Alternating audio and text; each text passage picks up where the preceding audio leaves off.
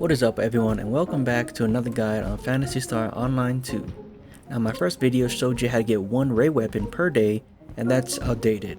Now free to play players can get one ray weapon each and every day, or 168 rising weapon badge number 2 per day. And 12 characters can get you about 4 ray weapons each and every day, or 468 rising weapon badges number 2. And here's how to do it. Now, I would like to take a minute to talk about the United States, more particular military members and veterans out there. I myself am medically retired from the Air Force after 7 years with a permanent 80% disability. This affects my life every day, and I do have nerve damage which affects my speech, and it requires me to record paragraphs 3 to 4 times all the time. But this isn't just about me, it's about for you guys out there. If you read my description, it says a portion of revenue gained from this channel will be donated to non-profit organizations who help disabled veterans, and by watching you are contributing. Now, I'm not a big YouTuber or anything, and I don't get revenue whatsoever, but if I ever do, I will keep that promise. So a big shout out to all those military members, whether active, a veteran, or retired. Thank you for all you do, and please take care of yourself, and tell those doctors to write down everything that is injured. Don't try to man up, because later down the road, if you get injured and you can trace that back to your injury, the military will pay for everything 100%. And now that that's out of the way, let's continue on with the video. First, you can get about 8 badges per run of the Las Vegas UQ. Some people get more, but my average was around 8 per run. And if you're quick enough, you can do 3 runs, and that's 24 badges per event, and some days you can do 1 to 4 events per day. So for now, we're going to average about 2 a day for a total of 48 badges just from urgent quests. Then comes the limited time NPC. Go to her, she's located in the shopping center, and she gives you 2 client orders, and both of them give you 5 glory badges for a total of 10 per character per day, and they are repeatable every day. And that's 30 badges for free to play users and 120 badges for those of us with 12 characters. Also, this NPC gives you access to trade these glory badges for rising weapon badge number 2 at a 1-to-1 ratio. So total for 3 characters so far is 48 badges from UQs and 38 badges from the limited time NPC for a total of 78 badges. 12 characters, that's 48 plus 120, and that equals 168 badges per day. Next up, you can do the repeatable limited time missions. It's located in the ARC's missions under limited time missions. There are 3 one-time rewards, 4 glory badges. So finish that, but we're going to be focusing on the repeatable one. This requires you to finish AK slots 1 time, and then that unlocks the mission Win at Blackjack, which gives you 30 glory badges, and this is repeatable per character per day.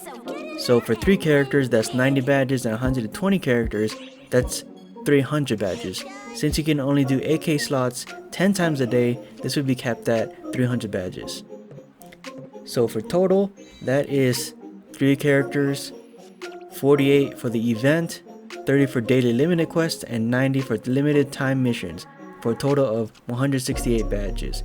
And for 12 characters, that's 48 for the event, 120 for daily limited quests, and 300 for limited time missions, and that equals 468 badges, and that's per day. So with all these badges, what can you do with them? Well, let's take a look at the badge exchange NPC. It's located in the shopping center up the stairs to the left, and it should be the second NPC. You have the choice between 13-star ray weapons and 12-star units. The ray weapons are exchanged for 100 badges each, and 12-star units are exchanged for 200 badges each. And that's how to get 168 badges for free to play users, and 468 badges for 12 character users. So yes, you can get 1 ray weapon per day with free to play users, but with 12 characters, that's 4 ray weapons per day. Ever since I made my first video, I've sold a few at 6 to 9 million each. And if you were lucky and learned from my first video, you could have capitalized on that greatly. Since I'm not a big YouTuber, prices stayed roughly around the same. But now that bigger YouTubers started making their videos, the price of ray weapons is now around 1 to 3 million. This can be good or bad depending on how you look at it, prices will be very low for a while until after this event is over, but you can guarantee that it will slowly rise up again as the cheaper ones will be sold. However, this brings us to around the time of episode 4, and that's a whole nother market, and we shall see then.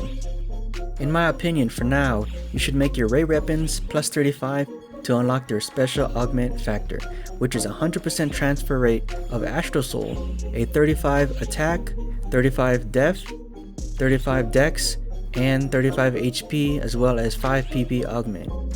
If you are upslotting, the transfer rate will be penalized, and this is the best soul augment in the game up to episode 6, which is the Japan version. For now, make your Astral Soul augment fodders, as they will be used a lot in endgame gear. Do not augment now, as the best augments won't come out for a while, so keep them in storage or sell them if you are in need of funds.